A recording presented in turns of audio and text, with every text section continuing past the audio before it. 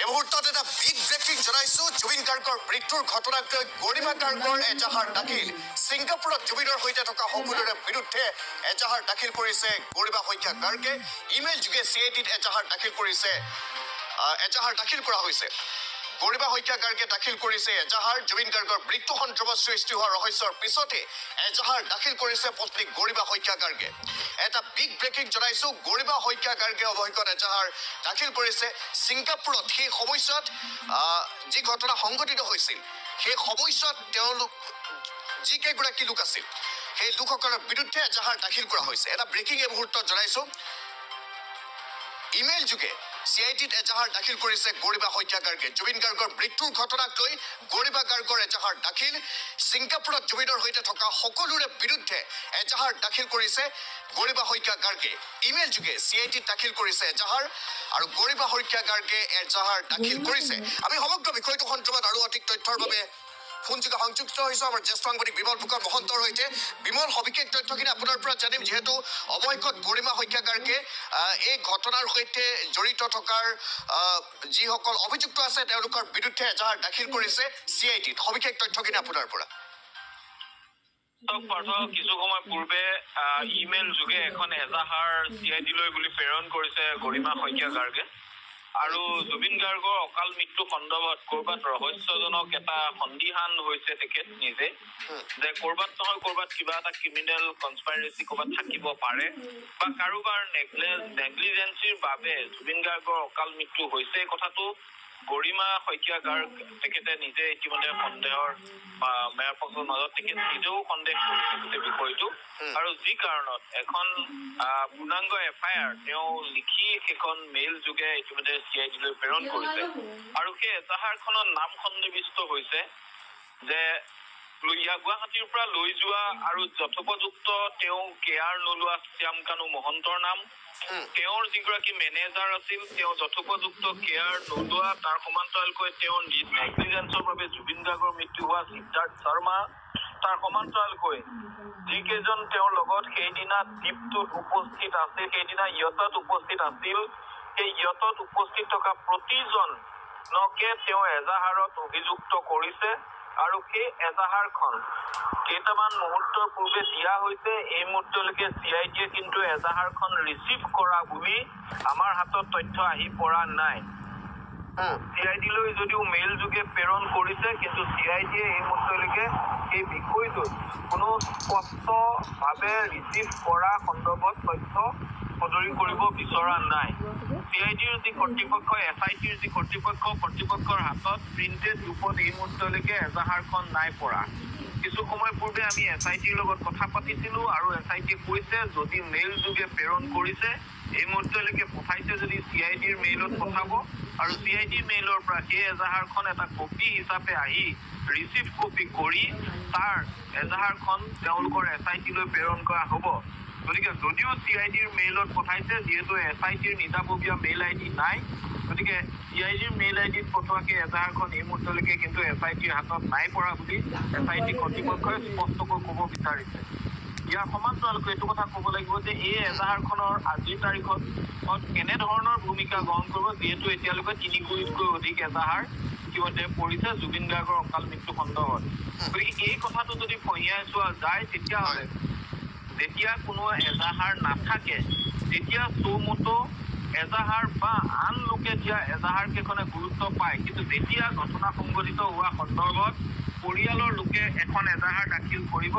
সেই এজাহাৰখনে প্ৰাথমিকতে আন এজাহাৰতকৈ কিছু পৰিমাণে গুৰুত্ব লাভ কৰে গতিকে গৰিমা শইকীয়া গাৰ্গ তেখেতে দিয়া এজাহাৰখন অনাগত সময়ত বাকীসমূহ এজাহাৰতকৈ অধিক প্ৰাধান্য পাব আৰু তেখেতে এজাহাৰত যাক অভিযুক্ত কৰিছে সেইসকলক ইতিমধ্যে অভিযুক্তৰ তালিকাত পোনপটীয়াকৈ নাম সোমাব গতিকে এতিয়ালৈকে আমাৰ হাতত যিখিনি তথ্য আছে এই সন্দৰ্ভত ইতিমধ্যে 13জনতকৈ অধিক লোকৰ নাম গৰিমা শইকীয়া গাৰ্গে দিয়া এজাহাৰখনত মতে 13জনতকৈ অধিক লোক অভিযুক্ত হয় গতিকে সেই 13জনৰ ভিতৰত শ্যামকানু মহন্তৰ পৰা আৰম্ভ কৰি তেওঁ যথেষ্ট ঘনিষ্ঠ, জুবিন গাৰ্গৰো যথেষ্ট ঘনিষ্ঠ, গৰিমা শইকীয়া গাৰ্গৰো যথেষ্ট ঘনিষ্ঠ, সিদ্ধাৰ্থ শৰ্মাকে ধৰি যিসকলৰ নাম আছে সকলোৱে নিশ্চয় এই এজাহাৰখনে বান্ধি পেলাব বা সকলোকে তদন্তৰ আওতালৈ অনাত যথেষ্ট পৰিমাণে সহায়ক হ'ব। কিন্তু ইয়াৰ পূৰ্বে মই যিমান দূৰ আমাৰ হাতত তথ্য আছে যে ছিংগাপুৰৰ যিকেইজন আৱাসী, তন্ময়কে ধৰি যিকেইজন আৱাসীয়ে আচলতে সেই দিনা সেই পৰিকল্পনা কৰিছিল বা জুবিন গাৰ্গক ইহঁতলৈ লৈ গৈছিল, সেইকেইজনৰ বিৰুদ্ধে কোনো ধৰণৰ এজাহাৰ পূৰ্বতে অহাৰ তথ্য আমাৰ হাতত নাই। কিন্তু এইখনেই প্ৰাথমিকভাৱে প্ৰথমখন আমাৰ হাতত তথ্য থকা এজাহাৰ, যিখনত ছিংগাপুৰৰ সেই আৱাসীসকলৰ নাম সহিতে তেওঁলোকক অভিযুক্ত কৰা হৈছে। গতিকে এই এজাহাৰখন যথেষ্ট আইনৰ দৃষ্টিৰে চাবলৈ গ'লে যথেষ্ট পৰিমাণে যদিও 0 FIR হ'ব, কিন্তু এজাহাৰখনৰ ভেলু বুলি যিটো কোৱা হয় সেই ভেলুটো কিন্তু গোটেই তদন্ত প্ৰক্ৰিয়াত যথেষ্ট পৰিমাণে থাকিব। ভুক্তভোগীৰ পত্নী হিচাপে দিয়াই হওক বা তাত সন্নিৱিষ্ট নামসমূহৰ প্ৰসংগতে উল্লেখ কৰিলেই হওক, সকলো দিশৰ পৰা এই এজাহাৰখনৰ প্ৰাথমিকতা যথেষ্ট বৃদ্ধি পাব। আৰু সেয়েহে এই মুহূৰ্তত এই কথাটো এক প্ৰকাৰ স্পষ্ট পাৰ্থ যে এই এজাহাৰখন কিছু পলমকৈ হ'লেও যিহেতু আহিছে, গতিকে সেই এজাহাৰখনে পৰৱৰ্তী সময়ত গোটেই তদন্ত প্ৰক্ৰিয়াটোত এটা বিশেষভাৱে প্ৰাধান্য লাভ কৰি তদন্তক আগুৱাই নিয়াত SIT সহায় কৰিব।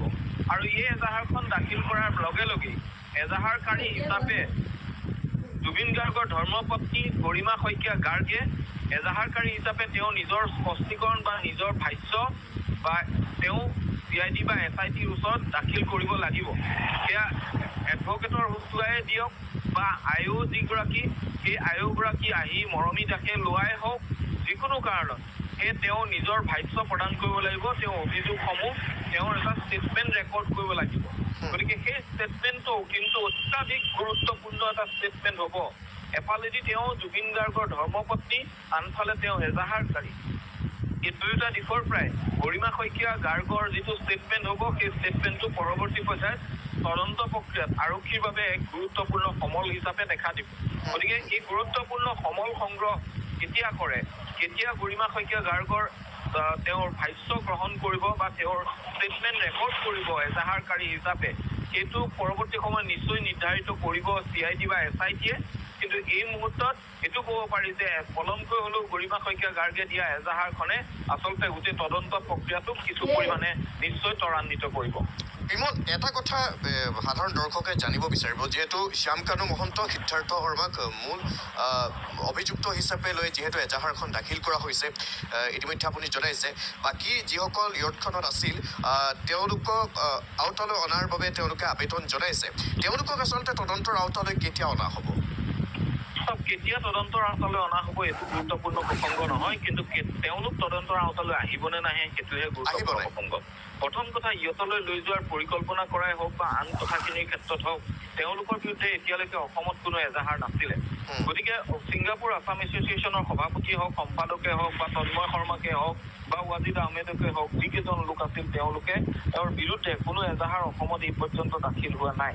গতিকে আজি প্ৰথমবাৰৰ কাৰণে এগৰাকী গুৰুত্বপূৰ্ণ ব্যক্তিয়ে এখন এজাহাৰ দাখিল কৰিছে। গতিকে সেই এজাহাৰখনত তেওঁলোকৰ যিহেতু নাম আছে, তেওঁলোকে যিমান পাৰি সোনকালে, ইতিমধ্যে যিহেতু তেওঁলোকক নটিচো জাৰি কৰা হৈছে, নটিচ জাৰি কৰিলেও তেওঁলোক আহিবতো লাগিবই, কিন্তু পোনপটীয়াকৈ এই ঘটনাৰ লগত তেওঁলোকক একিউজ কৰিব পৰাকৈ আৰক্ষীৰ ওচৰত এটা সমল আহিল। পূৰ্বতে তেওঁলোকৰ সন্দেহৰ ওপৰত ভিত্তি কৰি তেওঁলোকৰ ষ্টেটমেণ্ট ল'বলৈহে তেওঁলোকক মতা আছিল। তেওঁলোকক কোনো ঘটনাৰ লগত একিউজ কৰিব পৰাকৈ আৰক্ষীৰ ওচৰত সমল নাছিল। কিন্তু আজি যিহেতু ধৰ্মপত্নী হিচাপে জুবিন গাৰ্গৰ গৰিমা শইকীয়া গাৰ্গে যিখন এজাহাৰ দাখিল কৰিছে, পৰিয়ালৰ সদস্য হিচাপে যিখন এজাহাৰ দাখিল কৰিছে, তাত তেওঁলোকৰ নাম সন্নিৱিষ্ট কৰা হৈছে। আৰু গতিকে তেওঁলোক পোনপটীয়াকৈ এই ঘটনাৰ একোজন একিউজ হিচাপে আজি অসম আৰক্ষীৰ ডায়েৰীত, কেছ ডায়েৰীত তেওঁলোকৰ নাম সন্নিৱিষ্ট হ'ল। গতিকে যিহেতু একিউজ হিচাপে তেওঁলোকৰ নাম সন্নিৱিষ্ট হৈছে, গতিকে অনাগত সময়ছোৱাত তেওঁলোকক একিউজ হিচাপে অসম আৰক্ষীয়ে ট্ৰিট কৰিব। আৰু অসম আৰক্ষীয়ে ট্ৰিট কৰাৰ লগে লগে তেওঁলোকে তাৎক্ষণিকভাৱে তেওঁলোকক তলব কৰিব আৰু তেওঁলোক আহি অসম আৰক্ষীৰ ওচৰত ষ্টেটমেণ্ট দিব লাগিব। তেওঁলোকে গোচৰটোৰ সন্দৰ্ভত তেওঁলোকৰ বিৰুদ্ধে ইয়াত বাকী আইনী প্ৰক্ৰিয়া ইতিমধ্যে আৰম্ভ হ'ব। গতিকে গুৰুত্বপূৰ্ণ প্ৰসংগ এইটোৱে যে যিকেইজনৰ অৱহেলাৰ বাবে আমি আমাৰ এগৰাকী অতি সকলোৰে মৰমৰ আদৰৰ এগৰাকী যোগ্য অসমীয়া সুযোগ্য সন্তান অসম ভূমিৰ সেই সন্তান আমি এগৰাকী হেৰুৱাব লগা হ'ল আৰু তাৰ বাবে যিসকলে জুবিন গাৰ্গক একোটা খেলাৰ সামগ্ৰী উপভোগৰ সামগ্ৰী হিচাপে ব্যৱহাৰ কৰিছিল আৰু যাৰ বাবে আমি জুবিন গাৰ্গক হেৰুৱাব লগা হ'ল সেইকেইজনে এই ঘটনাৰ বাবে আচলতে যথেষ্ট পৰিমাণে তেওঁলোক কিন্তু ইয়াৰ বাবে দায়ী গতিকে তেওঁলোক দায়ী বুলি ক'লে নহ'ব তেওঁলোকক আইনৰ আওতালৈ আইনৰ অধীনলৈ তেওঁলোকক আনিব পাৰিব লাগিব আৰু আনিবৰ বাবে আৰক্ষীৰ ওচৰত এই এজাহাৰখন যথেষ্ট গুৰুত্বপূৰ্ণ সমল হিচাপে পৰিগণিত হ'ব ঠিক আছে ধন্যবাদ জ্ঞাপন কৰিছোঁ বিমল ফুকন মহন্ত সমগ্ৰ বিষয়টো সন্দৰ্ভত সবিশেষ তথ্যখিনি জনোৱাৰ বাবে পুনৰ উল্লেখ কৰিছোঁ জুবিন গাৰ্গৰ মৃত্যুৰ ঘটনাক লৈ গৰিমা শইকীয়া গাৰ্গে যিহেতু এজাহাৰ দাখিল কৰিছে ছিংগাপুৰত জুবিনৰ সৈতে থকা সকলোৰে বিৰুদ্ধে এজাহাৰ দাখিল কৰা হৈছে আৰু ইমেইল যোগে CID দাখিল কৰিছে এজাহাৰ গৰিমা শইকীয়া গাৰ্গে দাখিল কৰিছে এজাহাৰখন জুবিন গাৰ্গৰ মৃত্যু সন্দৰ্ভত সৃষ্টি হোৱা ৰহস্যৰ পিছতে এজাহাৰ দাখিল কৰা হৈছে আৰু এজাহাৰত উল্লেখ আছে শ্যামকানু মহন্ত মেনেজাৰ সিদ্ধাৰ্থ শৰ্মাৰ নাম আন সকলোকে তদন্তৰ আওতালৈ অনাৰ বাবে আবেদন ইতিমধ্যে জনাইছে ডক্টৰ জুবিন গাৰ্গৰ পত্নী গৰিমা শইকীয়া গাৰ্গে আৰু এই এজাহাৰখনত স্বাক্ষৰ কৰিছে চহী কৰিছে গৰিমা শইকীয়া গাৰ্গ ভগ্নী পামী বৰঠাকুৰ আৰু জুবিন গাৰ্গৰ খুৰায়েক মনোজ বৰঠাকুৰে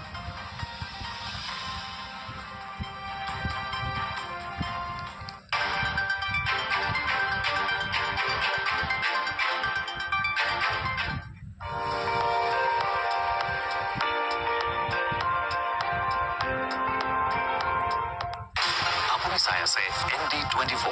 সৰ্বশ্ৰেষ্ঠ নহয় সৰ্বোত্তমৰ দৌৰত